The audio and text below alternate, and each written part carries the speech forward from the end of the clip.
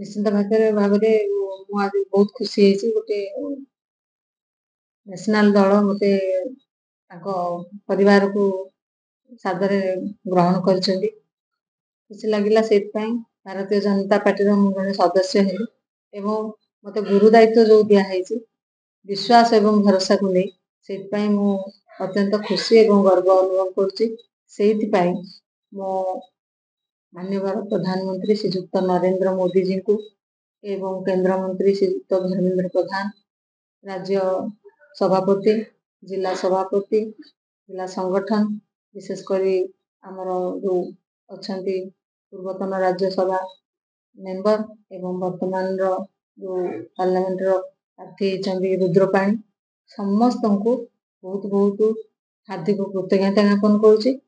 ତାପରେ ବିଶେଷ କରି ହିନ୍ଦୋଳ ନିର୍ବାଚନ ମଣ୍ଡଳୀର ସମସ୍ତ ଭାରତୀୟ ଜନତା ପାର୍ଟିର ସମସ୍ତ କର୍ମକର୍ତ୍ତା ଯୋଉ କାର୍ଯ୍ୟକର୍ତ୍ତା ସବୁ ରହିଛନ୍ତି, ସମସ୍ତ ଜନସାଧାରଣ ତାଙ୍କର ଯୋଉ ମୋ ପ୍ରତି ଭଲ ପାଇବା ଏବଂ ବିଶ୍ୱାସ ରଖିବା, ଆଜି ଯୋଉ ଦାୟିତ୍ୱ ଦିଆଯାଇଛି, ତେଣୁ ସମସ୍ତଙ୍କୁ ବହୁତ ବହୁତ ଧନ୍ୟବାଦ ଦଉଛି ଏବଂ ଆଶା ରଖୁଛି ସେମାନଙ୍କର ଏଇ ଯୋଉ ମୋ ପ୍ରତି ଭଲ ପାଇବା ଓ ଯୋଉ ଆଶା ବିଶ୍ୱାସ ନିଶ୍ଚିତ ଭାବରେ ସେମାନଙ୍କୁ ନେଇ ଆଗାମୀ ଦିନରେ ଚାଲିବି। ସେଇଥିପାଇଁ ବହୁତ ବହୁତ ଧନ୍ୟବାଦ ଏବଂ ସେମାନଙ୍କ ପାଖରେ ମୁଁ ଚିରଋଣୀ ହେଇ ମଧ୍ୟ ରହିବି। ଶୁଣନ୍ତୁ, ଯୋଉ ମୋଦି ହାୱା ନିଶ୍ଚିତ ଭାବରେ ବାହାରିଛି, ଯୁବବର୍ଗ ସେଥିରେ ନିଶ୍ଚିତ ଭାବରେ ଅନୁପ୍ରାଣିତ ହେଇଛନ୍ତି।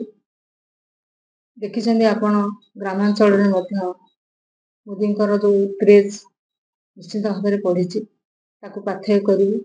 କେନ୍ଦ୍ରମନ୍ତ୍ରୀ ଧର୍ମେନ୍ଦ୍ର ପ୍ରଧାନ ସେଇ ଅଞ୍ଚଳର ଯୋଉ ବିକାଶ ପାଇଁ ଯୋଉ ପ୍ରୟାସ କରୁଛନ୍ତି, ଏସବୁ ଯୋଉ ଆୟୁଧ ରହିଛି ତାକୁ ନେଇ ଆମେ ରଣାଙ୍ଗନକୁ ଯିବୁ।